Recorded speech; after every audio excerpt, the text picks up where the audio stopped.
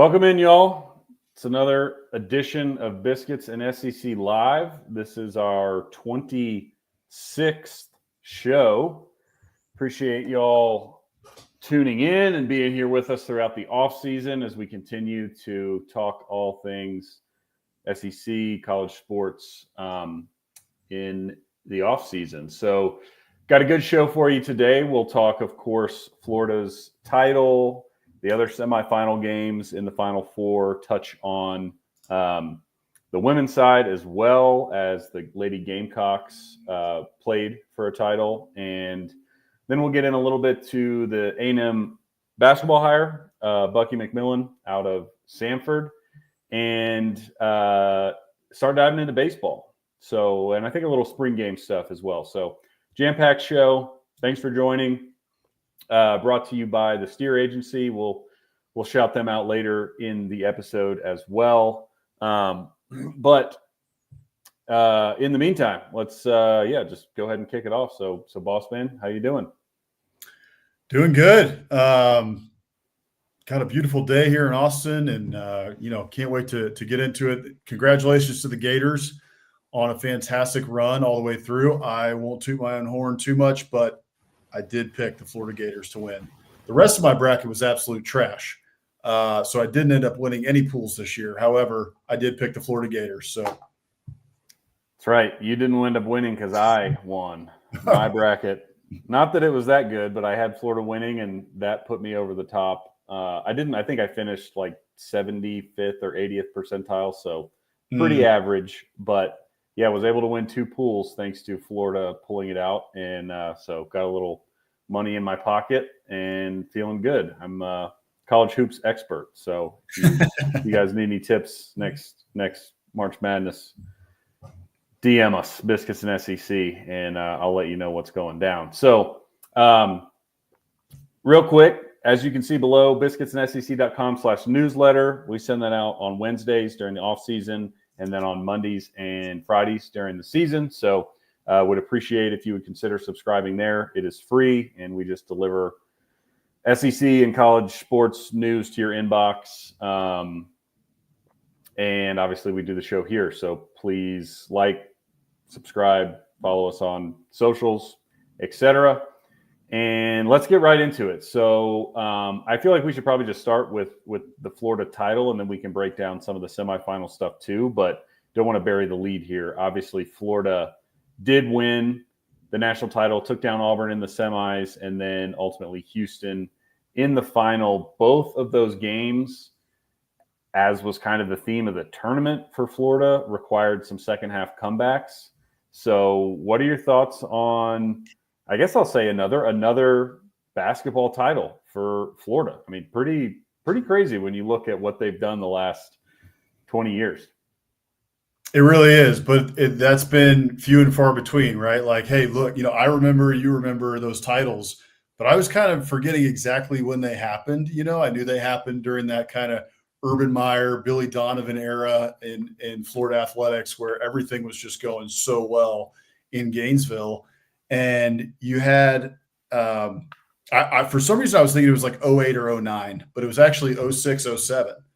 So put that in perspective. It's been a long time, right? Like it's been 15 years, basically a little over 15 years since their last title in basketball. And Florida has had good teams, but they haven't been able to get back up to that level since Billy Donovan left. And congrats to Todd Golden, man. Todd Golden comes in and rebuilds that team and did an incredible job, right? And excuse me, he built a winner. So it was really fun to watch them throughout the tournament. I won't lie and say that I watched a ton of SEC basketball this year. While I do love the SEC, mostly we are football focused here, and baseball a lot as well. But through the year, I watched some SEC basketball, and the games I did watch, I watched a decent amount of Florida, and just really because I knew that they were a good team and had a lot of potential in the tournament, and I just enjoyed watching them. And they really turned it on too during the tournament. However, they had some close battles, and they didn't have an easy run to the Final Four. I mean, they had to get past the defending national champs in UConn, beat them by just a couple. And, right in the newsletter this morning, I went through it, and because my memory started being kicked. They overcame 8 or more point deficits in the second half of the last 3 games they played. So Sweet 16, Elite 8, Final Four, Elite 8, Final Four, and National Championship game. They came back from at least 8 down in all of those games. And I looked in like the ESPN, what percent did they have to win? Almost every single one of those games, at least probably like midway through the second half, or at least early in the second half, the opposing team had a 90+% chance to win those games. And Florida came back to win all of those games. So very impressive run. They were always fighting, always scrapping, always clawing. You couldn't count them out at any point. And you knew that you had Walter Clayton Jr. over there, right, who's just been clutch all the way through, scores 30 points against Auburn, 30+ against Auburn, and comes up with the defining defensive play. Although there were 2 down the stretch in that championship game, but the defining defensive play that stops the final potential shot for Houston. So really fantastic run for the Gators all the way through. And like you said, add another banner to the rafters in Gainesville.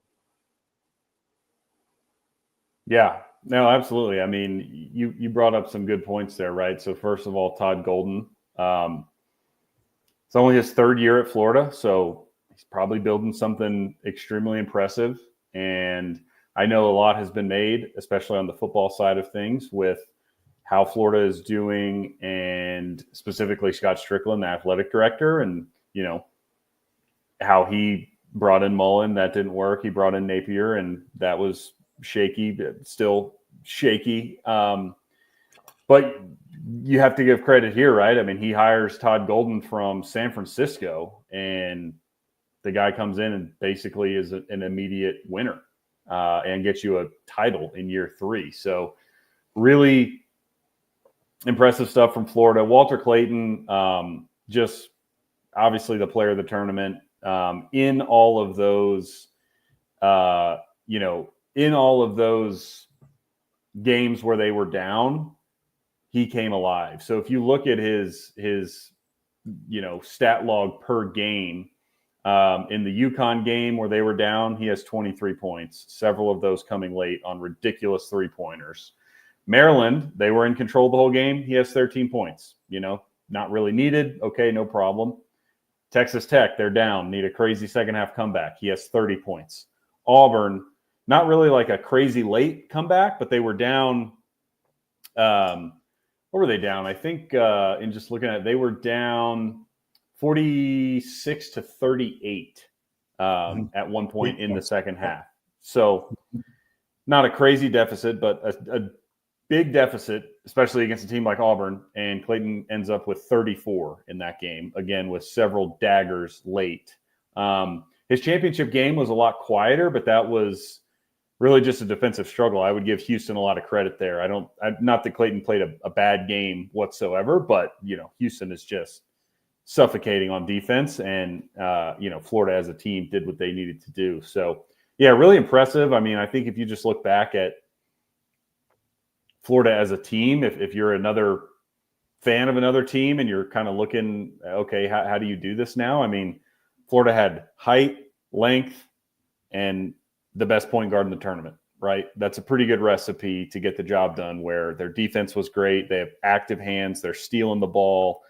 They have athletic guys on the wing, multiple 6'10", 7-footers. They got a guy who's 7'9" who doesn't play because he's redshirting or something.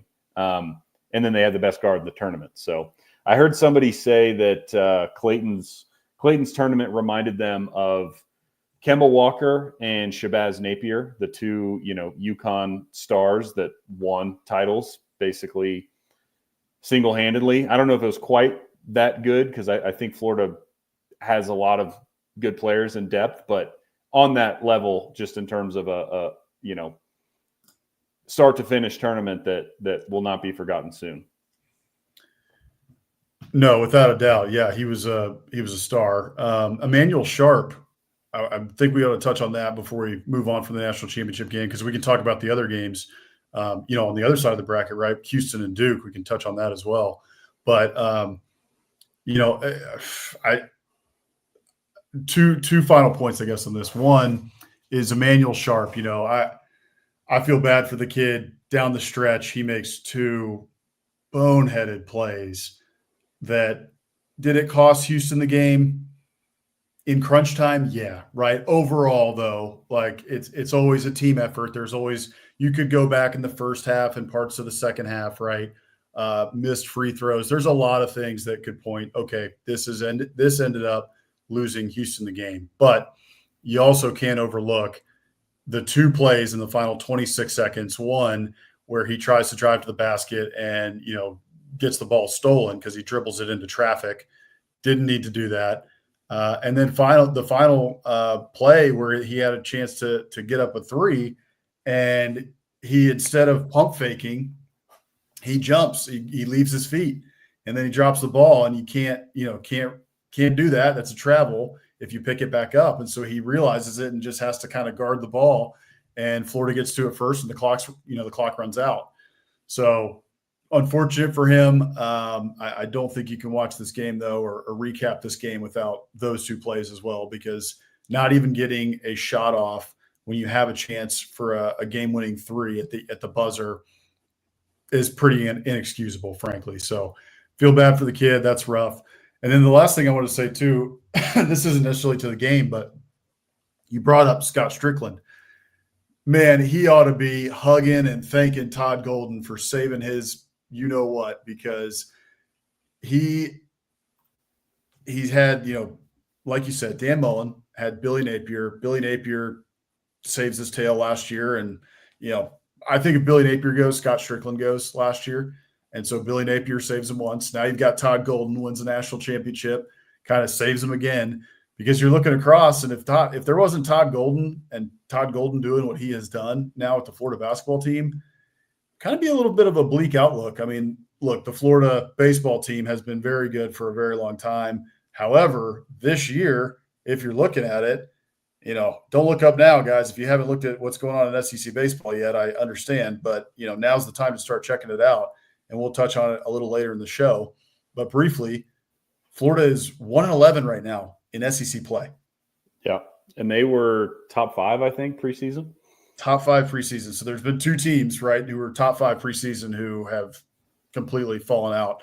One, it's our Aggies, and two is the Florida Gators, who were expected to be very good. And last year, I think I'm remembering correctly, Florida was in the College World Series along with Texas A&M. They had Jack, I can never say his name right, Caglianone, I think. Caglianone. Something like that. Absolute stud, can just absolutely rake the ball, and was a blast to watch. But then this year, they have just fallen off a cliff. So Scott Strickland, you better give Todd Golden another big old hug tonight, because that guy saved your job. Yeah. And congrats on the hire, because you made the hire. Right. No, I think that's fair. And to take it back to your first point on Sharp, I agree. I think I will give credit on the dribble drive that he had more so to Florida than him. I think you see that play all the time where you're driving down whatever the alley, right? Like outside the lane, but coming downhill, and the guy who's sloughing off of his man in the corner comes over to help, but it's not really like help. It's just a swipe, right? Yep. And you see all the time it's a foul because they whiff, or they completely whiff, and the guy just maneuvers around them and gets to the rim. And I think it was Will Ricard for Florida, if I'm not mistaken, but he just made a great play, right? He steps in, sloughing off his man on the wing, and gets all ball. And then at that point, it's kind of luck of the draw, and it just happens to kick off Sharp's knee. And then, at the end of the game, not good. It seems like he kind of just had a brain fart, froze. But what makes it so hard is, and we can just check out this transition, but in the Duke game, right? I mean, Houston made every single play down the stretch. Yeah. They didn't miss a beat, I guess, except for that technical foul that guy, which was insane. But and Sharp was a big part of that. I mean, Sharp, I'm just looking at the play-by-play now. Sharp made multiple free throws and multiple threes down the stretch in that Duke game to really help them win. So speaking of that game, is that the biggest choke job in Final Four history? I mean, again, neither one of us are college basketball historians. Maybe this is prisoner of the moment, but you're Duke and you are up 9 points with like 2 minutes left. And all of a sudden, Houston starts pressing, obviously, and Duke looks like they've never seen a press in their life. I mean, I'm not going to say it's the biggest choke job in Final Four history. I'm sure, folks, leave us a comment if you can remember one. I was much more of a college basketball historian when Drew Gooden was on the cover of NCAA, EA Sports NCAA, like 2005. That was back when I was all into college basketball. But since then, I've ventured much more towards football. But I'm sure there's been a bigger collapse in Final Four history, but it was pretty dang bad. I mean, writing the newsletter this morning, again, biscuits.sec.com/newsletter. Go sign up for that. Comes to you every Wednesday in the off season and Monday and Friday during the season, during football season. But 15-3 run at the end of the game for Houston. And like you said, Duke they looked like they hadn't seen a press. And I think part of that is, hey, Houston is very fast, very long, right? Very tall. And Duke is the same, but they were a young team. These one and done type of schools have been getting these kids in, and they're pretty young. Duke is a very young team. So Duke, with that youth, I know they've played AAU ball. They've been playing ball for a long, long time, but still it's a little bit different when you're going up against a Houston who's a number 1 seed, coached by Kelvin Sampson, who know what they're doing, but still, you're Duke, like that's on John Shire. You got to be able to break that at the end of the game and close it out. The other part of it too is they had a shot at the end.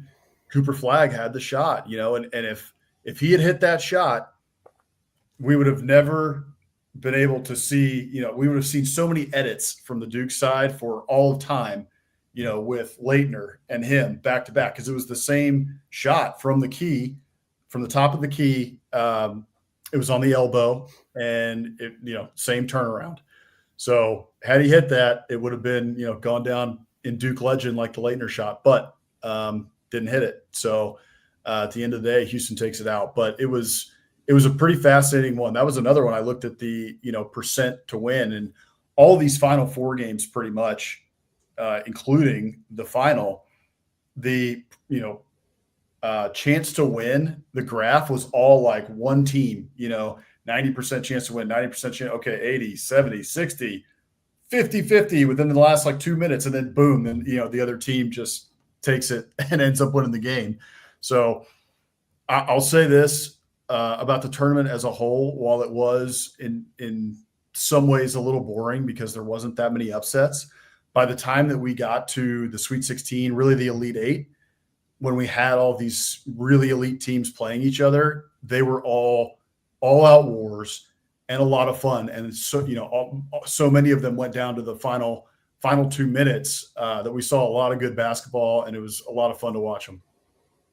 Yeah, it really was. And it's super fun, obviously, as a SEC based show, newsletter, everything that we do, to have so many SEC teams in the mix from making the tournament to the Sweet 16 to the Elite 8 to the Final Four, and then ultimately winning. It was a really fun ride, including, I don't think we need to spend a ton of time here because we've already, talked most of the Final Four, but Auburn, Florida playing each other in the Final Four. I mean, that's awesome, right? For the conference, for the league. I know, I'm sure you saw, but of course Sankey was there all weekend, supporting the teams, and that's only going to, in my opinion, at least, only going to push these other SEC teams to, continue pursuing basketball, trying to innovate, make the right hire, whatever the case, NIL funds. But, I know I've heard some sentiment online or in various, podcasts where it's like, hold on, the SEC can't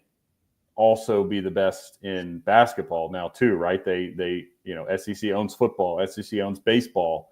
and we'll see. I mean, again, this is all new, so maybe it's a flash in the pan, but to me, unless these coaches go somewhere else, I mean, it's here to stay. You look across the league, and there's good coaches, and that's why these teams are performing well. So I think they're the SEC's here to stay. I think it is too, and I think you're seeing that with the resources that schools are putting into this, right? I mean, I don't think that we're going to see much of a drop off in the SEC. In fact, I mean, you're seeing, Texas lets go of Rodney Terry, right? They go and get Sean Miller. You're seeing in the portal a lot of movement in the portal. Ole Miss, right? Ole Miss sees Texas A&M come after Chris Beard, up his contract, give that guy an extension. We want Ole Miss basketball to be in the mix every year, and we think this is the guy to do it. They're putting resources behind it, right? So I think you're seeing across the league, Arkansas goes and gets Calipari last year, right? Coach Cal likely to be in Fayetteville for a long time to come now, and Arkansas is only going to get better.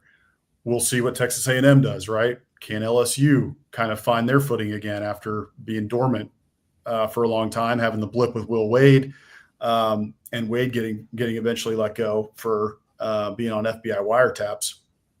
But I'm with you. I don't think that the SEC is going anywhere. I mean, I got writing the newsletter this morning. I had a little bit of a segment on all of the transfer portal movement in and out of the SEC. There's a lot of incoming right now, but Kentucky is super active, Alabama active, Ole Miss very active in the portal, Oklahoma very active in the portal. In fact, they got a 4-star point guard from Miami.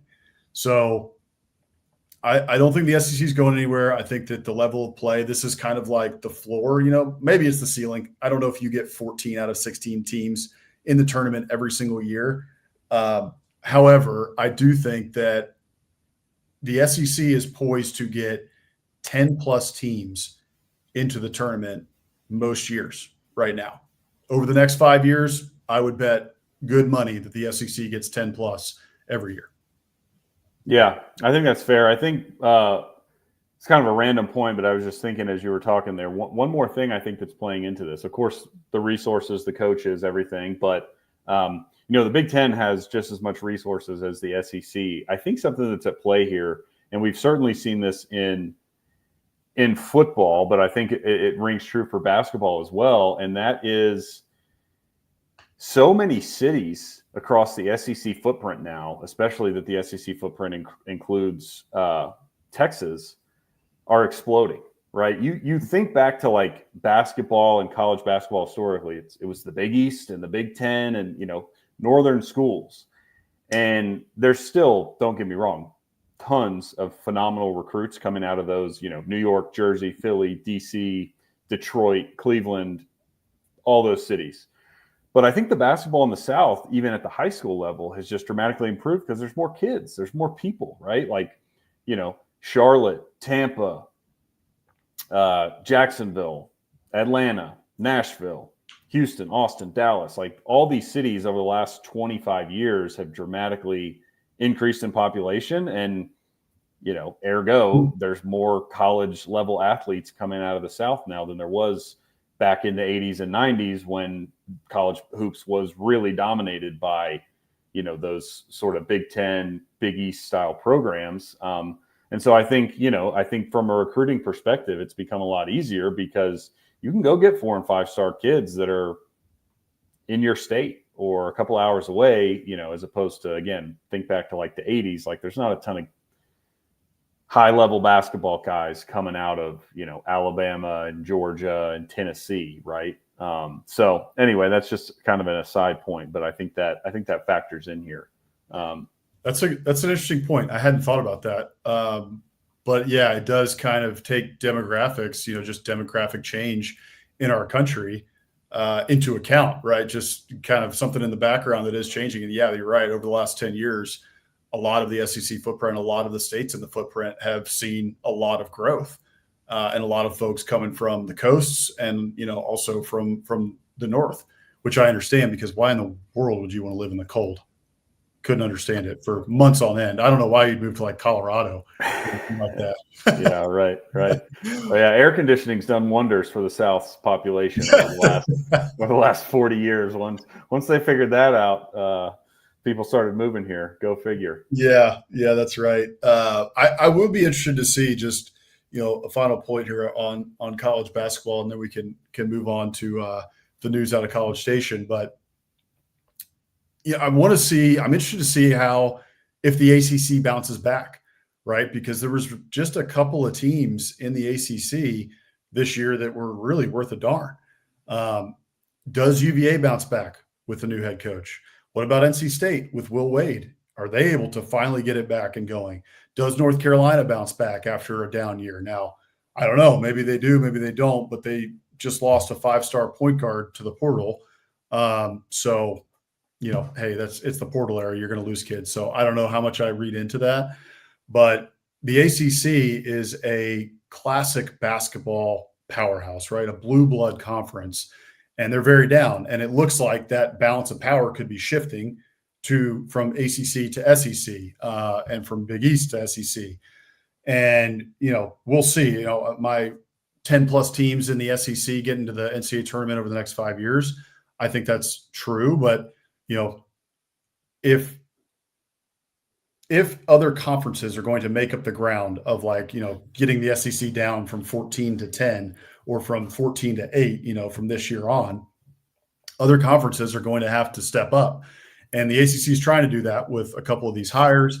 But I am interested to see over the next couple of years if the ACC bounces back. I generally think that they will, that a couple of these teams are going to figure it out and come back to prominence. But it was interesting to watch this year kind of how bad the ACC was, except for the top, when it was Duke and Clemson, and I'm thinking there was one more who was decent, but that was about it. Right? It was about 3 teams, and it was like, who else?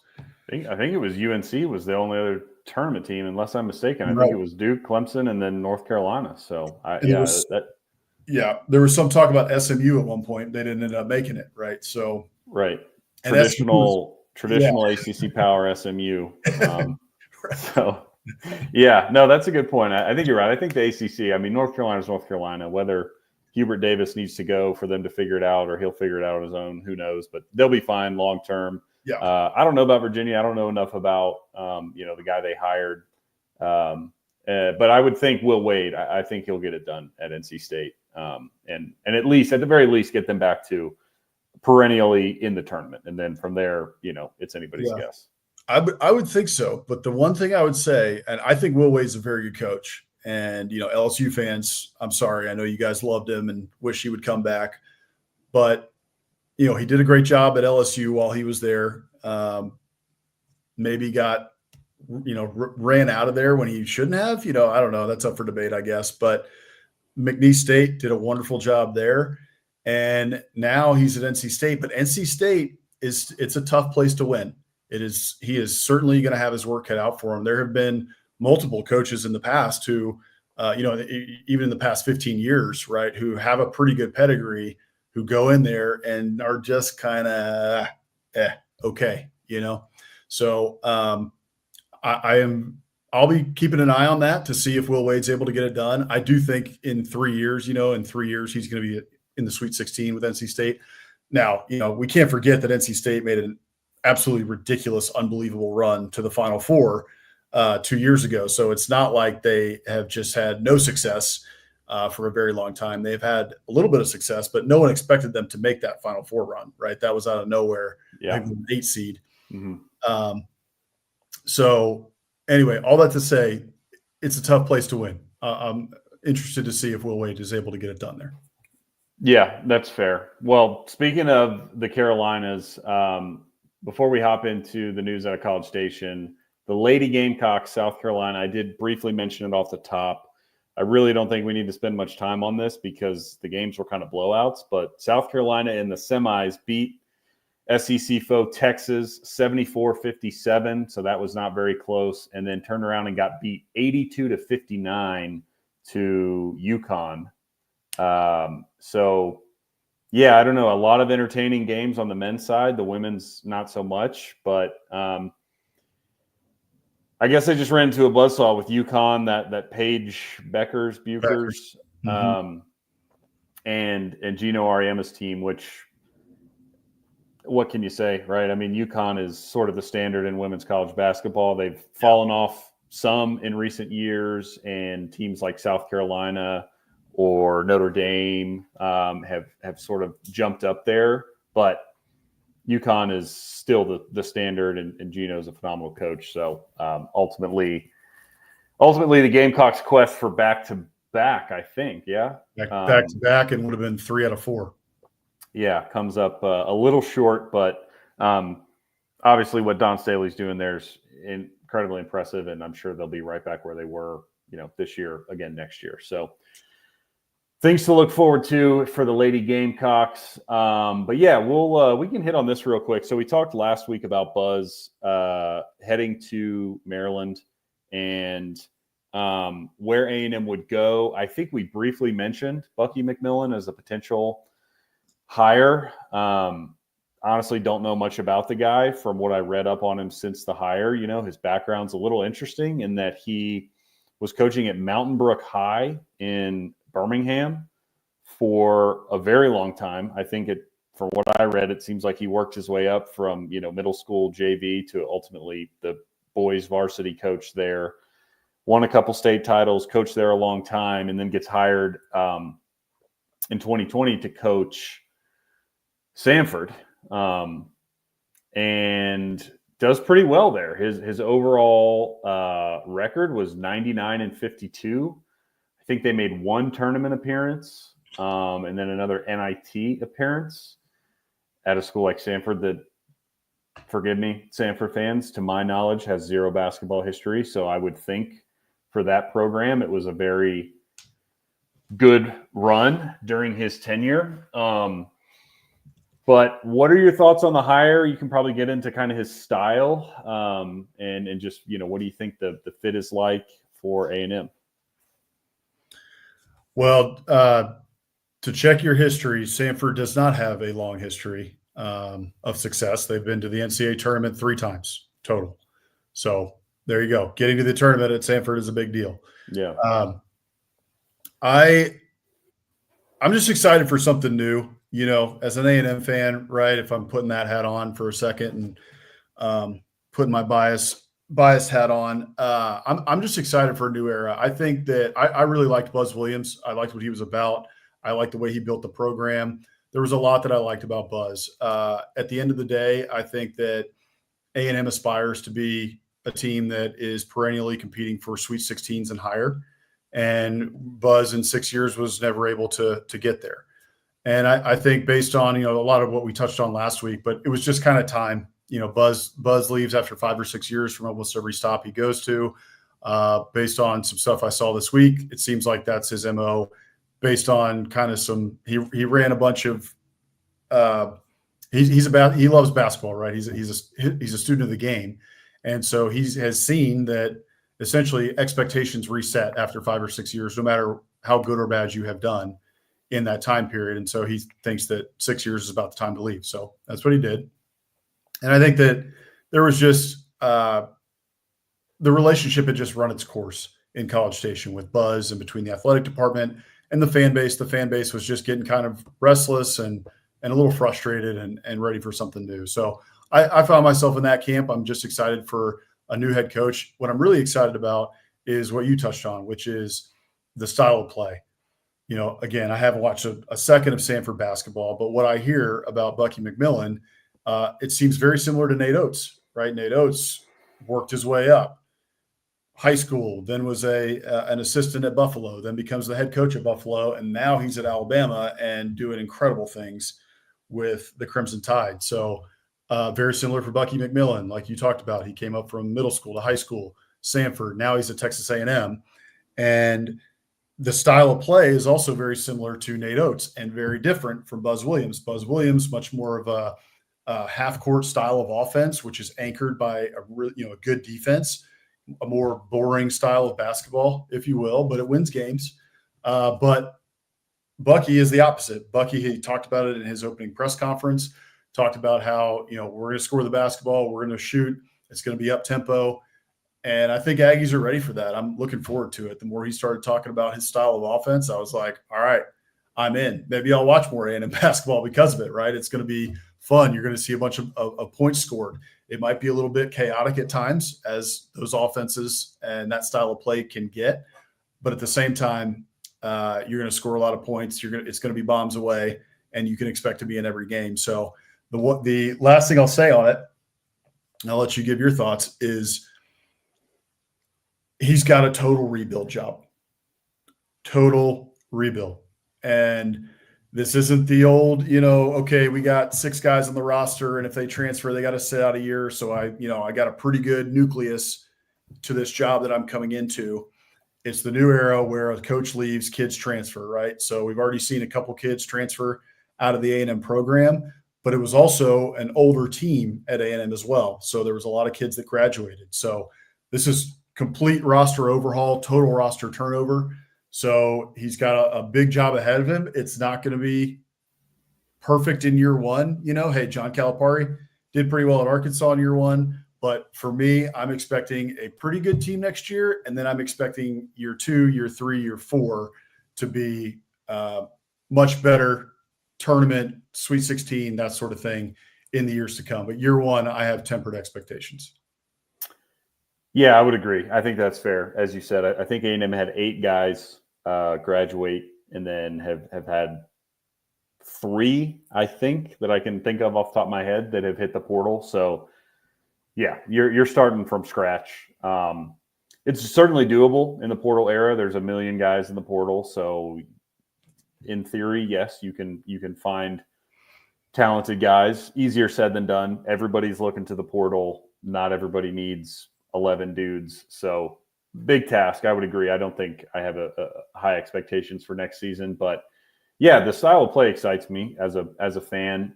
As you said, Buzz, much more slow pace, half court defense, rebounding. I mean, he really emphasized rebounding. A&M, honestly, their best offense in a lot of games was offensive rebounds because they didn't have a great offense in general. So excited to see a little bit more wide open. I think Bucky presses. I think Sanford ran a press most of the year. So I was looking at some stats just to kind of showcase really how wide open this is. So Sanford's defense this past year forced 16 turnovers a game, which was 4th nationally. So they get after you, they pressure you, force mistakes. And then on the three-pointer side, they in 32 games this year, they took 978 threes. So that's doing some quick math. That's like 30 attempts a game. Slightly more, actually. 30 and a half attempts a game. And they finished in the top 10 in the country in three-pointers made at 356. So they were shooting it well, 36% clip, and finished 13th nationally, scoring 82 points a game. So I don't know what A&M averaged this year, 65 maybe, points a game. So 7, yeah. A much more, entertaining style of basketball, I guess, unless you are sort of old school, defense rebounding type of a fan. But if you like to see scoring and threes and the press, I think it'll be cool. And kind of what we talked about last week, who knows if it'll work out like any hire in college athletics, but I like the thought process here, and that is what we talked about last week, where we've seen it with Florida, we've seen it with not Auburn, excuse me, Florida and holy smokes. Bama? Yes. Yeah. Hiring a guy from a lower division who runs, an exciting style, because, let's face it, I think Alabama and A&M and Alabama probably even has better history basketball than A&M, but like, we're not a blue blood, so we're not going to be able to go out and get some big name guy, even though A&M has money. Like, there's more to it than that. So to get a guy who's excited to be here, has no fear, because he's only coached at the lower levels and he's had success. Like, I think that's a good a good thing. Whether or not it works out, I think it's the right methodology behind the hire. So excited to see how it works out. Excited to see a different style of basketball. And we'll see from there. Anything else on McMillan? Only other thing I would say is, we touched on Scott Strickland, right, and how he should hug Todd Golden every night before he goes to bed for saving his job. But you touched on it last week. You talked about this last week, is that this is a big hire for Trev Alberts. Trev Alberts is really his first big hire at A&M. He did have to hire the baseball coach, Michael Early, after, Schlossnagel stabbed Aggies in the back and went to Texas. But that one was kind of under duress, right? Like that was I almost give him a mulligan on that one because of the circumstances that surrounded it. It was such a crazy thing that happened post-national championship in a time frame where a lot of coaches have already left for new jobs. You're in the portal's open. Like, it was such a mess at the end of that baseball season that he probably could have gone a different direction, but the Michael Early hire at the time, right, hindsight 2020, makes a lot of sense. And part of it was to keep the roster together and just try to keep the trains on the tracks and try to run it back with a team that just made the College World Series, right, and was within a run of winning. So I kind of give them a mulligan on that, and I think the jury's still out. It's been a very tough year for A&M, but they got a shot of juice in the arm, which we can touch on in a minute when we talk SEC baseball. But I think the jury's still out on that one. I'm not ready to totally throw in the talent early yet. But because of that, I put that one aside and give him a mulligan on that one, no matter what, whether it goes good or bad. So this one is his big hire, right? Ross Bjork hired Mike Elko kind of on his way out the door. And now Trev Alberts comes in, and of the three major sports, this is his first really big hire under fairly normal circumstances, right? So we'll see. Bucky McMillan, a lot is riding on this hire for Trev Alberts. And, truth be told, for those who aren't Aggies fans and don't keep a pulse of the fan base, there's a little frustration out there with Alberts. I don't necessarily understand it myself. I think that Trev Alberts has come into some pretty difficult circumstances. I frankly don't think that Ross Bjork left the athletic department in a very good standing, as you and I have discussed off air. So I think he came into something that was a bit of a mess. I think that he is starting to get it on the tracks. I think he's doing a lot of things internally, structurally, for the athletic department that will be helpful in the long term. But the forward-facing things have been kind of so far, early returns. And those forward-facing things are what the fans typically are watching, right, and are looking at, and they're frustrated with where it is right now. So I think there's a lot of eyeballs on Trev Alberts and this hire to make sure that it goes well, because right now I think if you polled the Aggie fan base, it would be probably like a presidential poll, like 55% approve and 45% don't.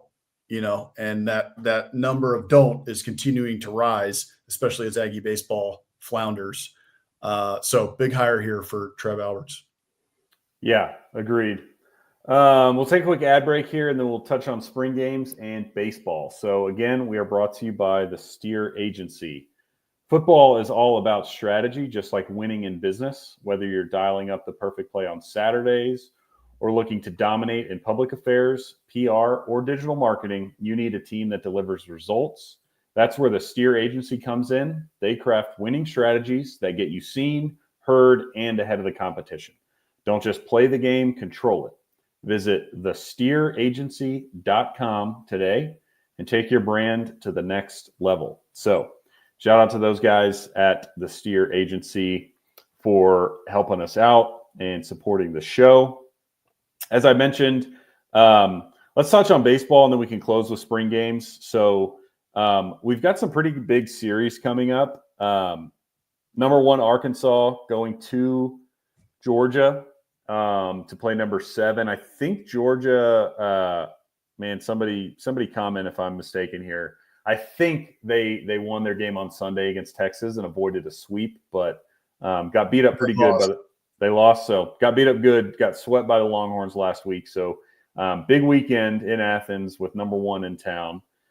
LSU, number 3, traveling to Auburn. Auburn got beat up pretty bad last week. I'm forgetting who they played, but they had a pretty rough one, I think. So no rest for the weary. They actually ended up beating Alabama. Oh, was it 2 out of 3? 2 out of 3. They ended up beating them in the last game, so they took 2 out of 3 over Alabama. All right. Well, shame on me. Then we have Tennessee, who they got beat up, losing 2 to A&M, surprisingly. And they're headed to Ole Miss, who we don't have to get into this, but it's good to see Ole Miss back. They've been extremely up and down over the last couple of years. They won it all 2 years ago and then didn't make the tournament. And, they've been all over the map. But they seem like they've got a great program this year. So good to see Oxford rocking again. That I'm sure will be, no offense to Athens and Auburn, but that is where I would choose to go. If I had a private jet and could go see any of these weekend series, I would be in Oxford for the Tennessee series. I love the atmosphere they have down there. And then Vanderbilt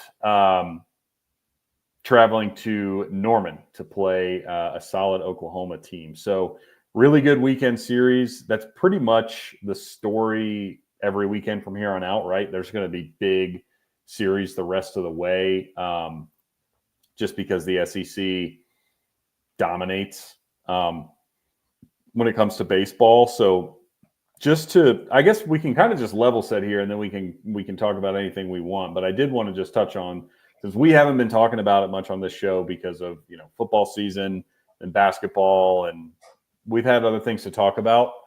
So we haven't touched much on the SEC baseball. We touch on it every week in the newsletter. Plug on that if you'd like to subscribe. But where we stand now, so we mentioned earlier, Florida really struggling despite being a College World Series team last year and preseason top 5. They're 1-11 in the SEC, which I think has them basically at the back. Only Mizzou is worse. Mizzou's 0-12. So Missouri hasn't won a game. South Carolina struggling as well. Had a good start to the season, but they're 2-10 in the SEC. And then the next two are kind of surprising. Mississippi State, another team, something going on in Mississippi where those teams go off and, they have a great history, storied programs on the baseball diamond, but very up and down the last few years. Mississippi State, no different. They're sitting at 20-13 overall, but are only 3-9 in the SEC. A&M also 3-9 in the SEC. Unfortunately for the Aggies, they're only 17-15 overall because they dropped a bunch of garbage games in the non-con. Kentucky holding pesky, I would say, at 5-7 in the SEC, along with Oklahoma at 5-7. Auburn 6-6 in the SEC, 23-10 overall, and now we're getting into kind of what I would say are the big boys. No offense to Auburn and Oklahoma, I know they're ranked; they're going to be in the postseason, but in terms of legitimate SEC contenders, I would say you've got Alabama and Vanderbilt at 7-5 in the league, Georgia and Ole Miss at 8-4 in the league, Tennessee's at 9-3, LSU is 10-2, and then Arkansas and Texas are 11-1. So, man, it's as we said, loaded as usual. What are your thoughts here? I guess, even just looking at this, the top 10 has 6 SEC teams in it with Arkansas, Texas, LSU, Tennessee, Ole Miss, and Georgia. But being as this is really the first time we touched on it, any thoughts? What are you thinking about SEC baseball so far, looking ahead? This is the perfect time to start paying attention, right? We're now in the heart of SEC play. We're a couple series into SEC play. And from here on out, like you mentioned, it's just going to be awesome series after awesome series after awesome series. So I'm looking forward to really starting to pay attention. I've had it in the background and just kind of keeping an eye on what's been going on in the SEC. But right now is when it gets real and all these series become, each one that much more. The level of play rises, the pressure rises, and all these spots are on the line in terms of the regionals and making it to the postseason. And even those teams at the bottom, right? I'll put A&M. A&M right now, like the way they're playing, probably out. However, what you do to the number one team in the nation with Tennessee, go to their place and take 2 out of 3 from them. And then A&M won last night as well, got a win. So they've won 3 straight, and that team still has one of the best rosters in college baseball. So don't count the Aggies out just yet. Those teams at the bottom of the SEC, maybe not like South Carolina, who's 2-10. They're going to have a rough go of it. But even if they get super hot, there's a couple teams at the bottom there. I'm just going to say it, right, that if they get really hot, they can make the postseason. So nobody's out of it just yet.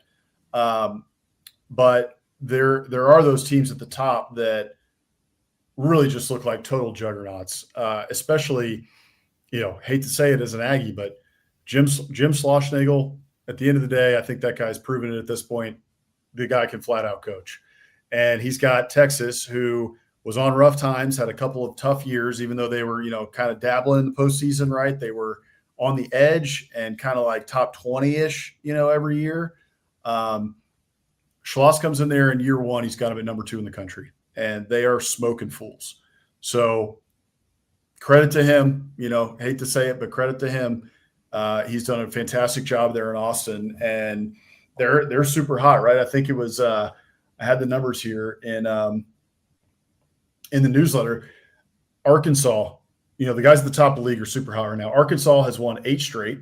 Texas won 4 straight, and LSU has won 9 straight.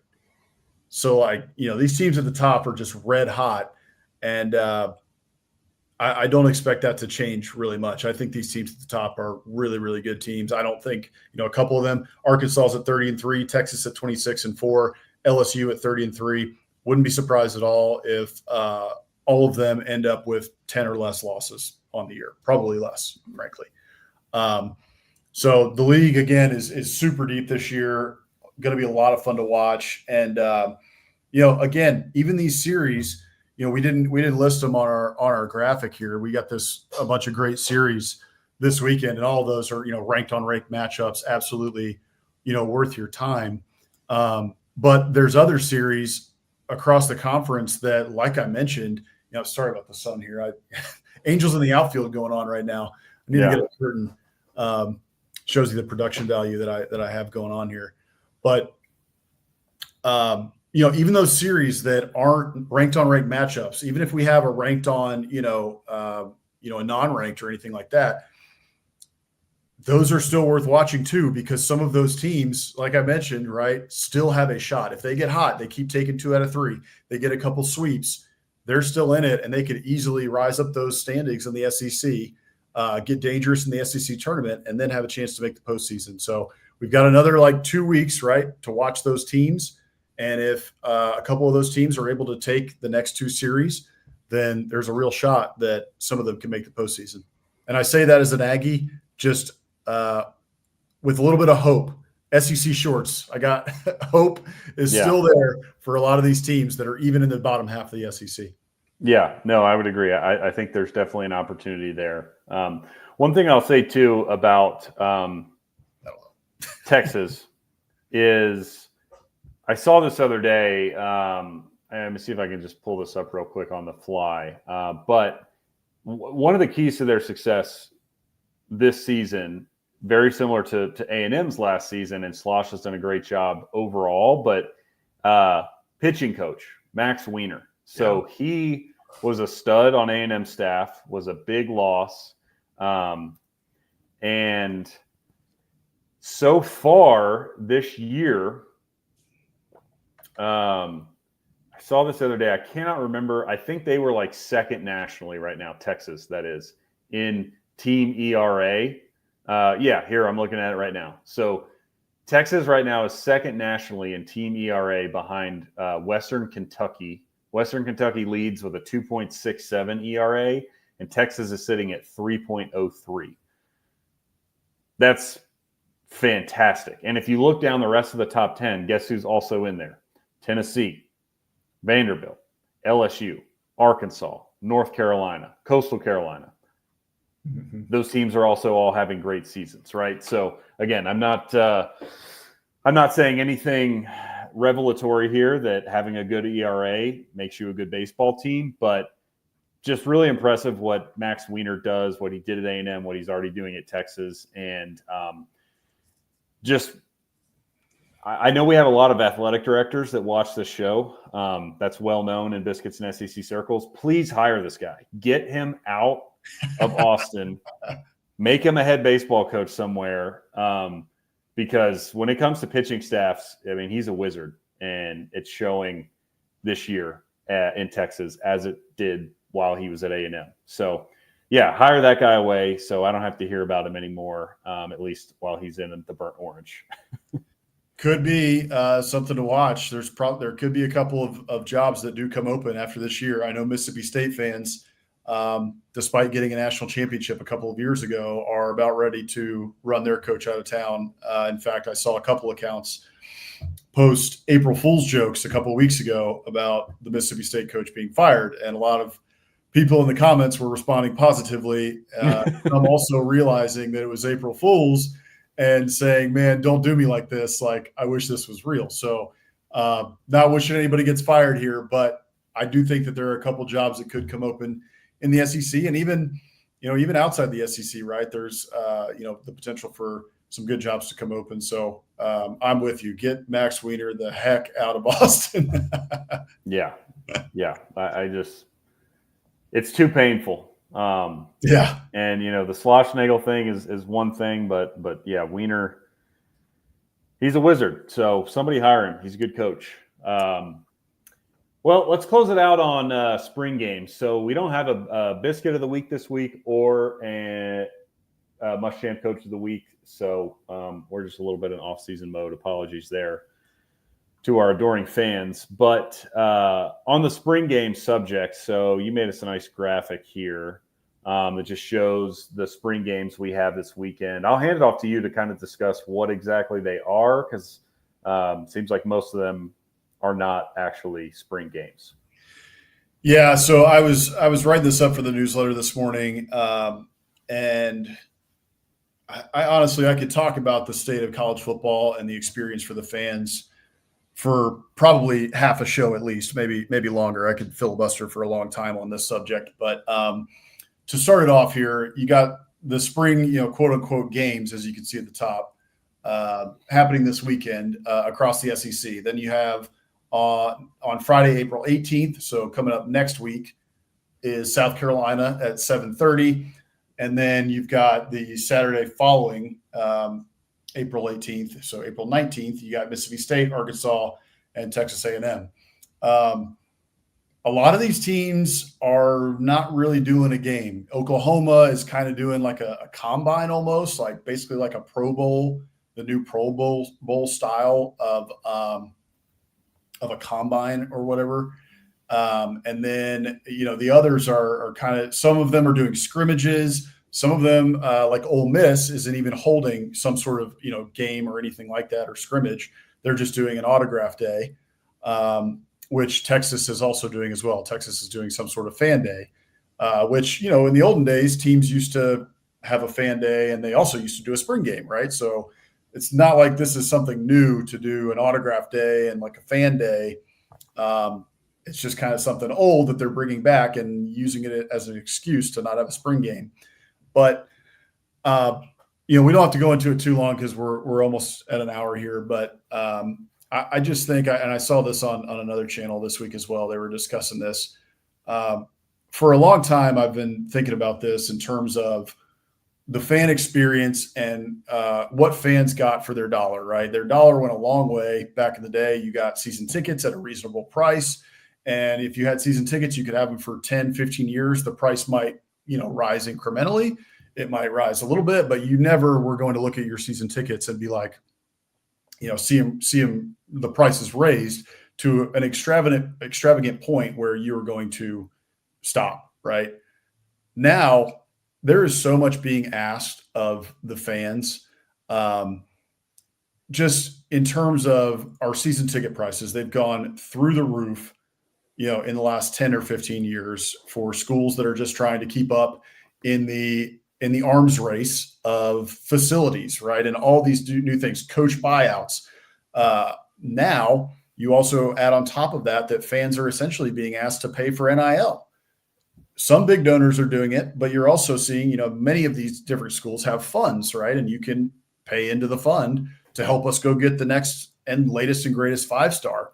And that's just where we're going. It's the changes in college athletics, but the bang for your buck for a fan has gone down significantly in the last 10 years. And it really frustrates me to see the fan experience go down while so much is being asked of them. And I think one of the byproducts of this in the NIL era is the fact that we no longer have spring games.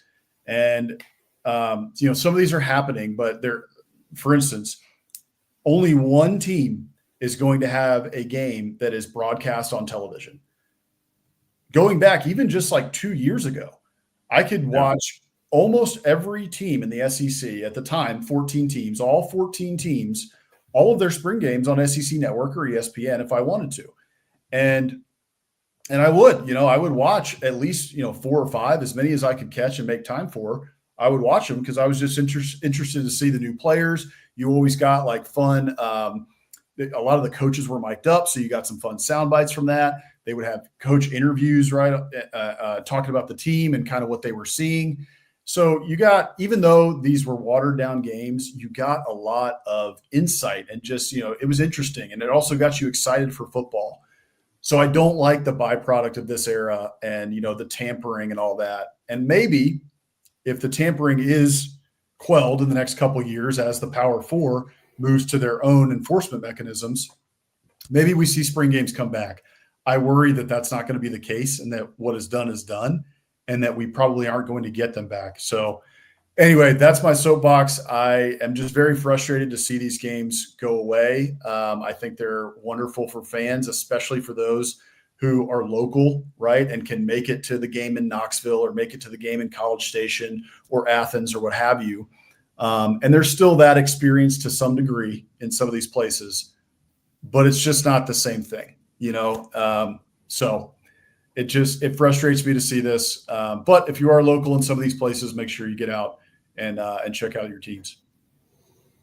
Yeah, I think you hit the nail on the head. I think you're probably right. It's perhaps a conversation for a different podcast. We got plenty more off-season podcasts coming up. We could probably just do a sort of State of the Union on college athletics or college football in particular, and spring games, how that factors in, kind of how it weaves in there, because I think it's exemplary of much larger issues that are still really not being dealt with. I mean, as a matter of fact, I just saw today Mike Elko had a press conference, and they were talking about the House settlement, which I don't really want to get into here. We talk about that more on the newsletter, but talking about the House settlement and when that potentially might be finalized.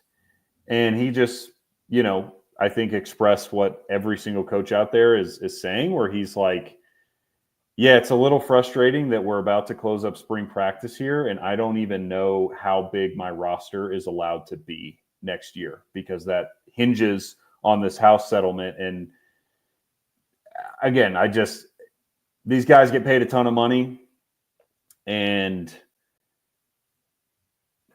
they get paid a ton of money, but they put up with a boatload of garbage like this because nobody is in charge. Nobody has control of the wheel.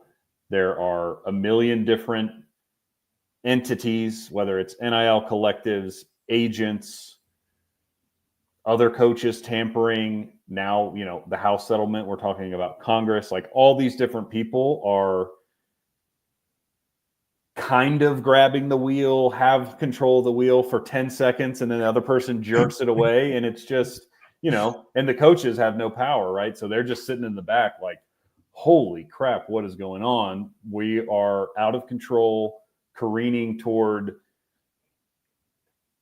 crashing, and this is not good. And, again, still nobody has control. And I think you're right. Spring games are one thing that, when you talk about college football and how it's different from the NFL and how it's, close or intimate with the fans, spring games on a national scale are not a big deal, right?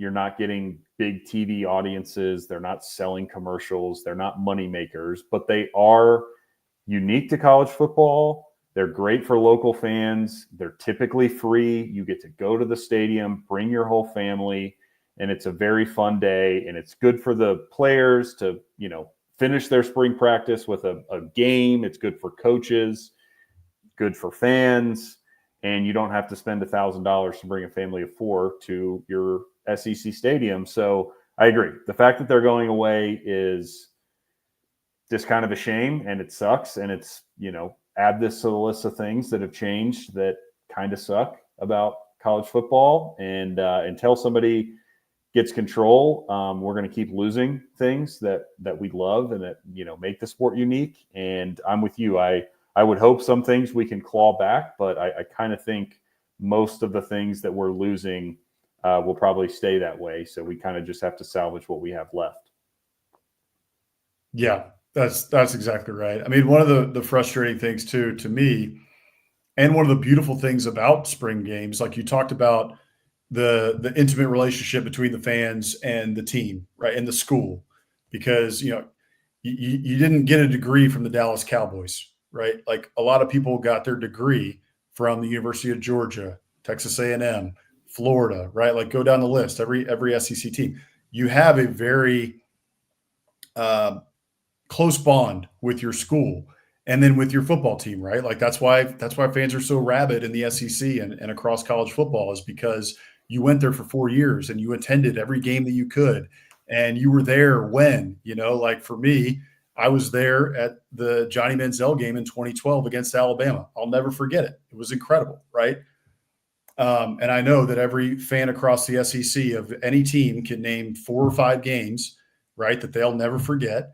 And, a couple that they were at, right? And so, that's wonderful. But to the intimacy of the spring games, like, how many times over the years on CBS, when CBS was doing, the SEC on CBS, how many times over the years have you seen a picture of a kid who is on a team now who was at a spring game 10 years ago and, met Rex Grossman, right? Or met a star of that team, and it really, they were enthralled and they loved the team. And then they were like, this is what I want to do. And they worked hard enough and ended up making the team. The one that comes to mind for me, and it didn't actually work out this way, but Cade Klubnik. Cade Klubnik was an Aggie legacy and went to Austin Westlake and had this great career.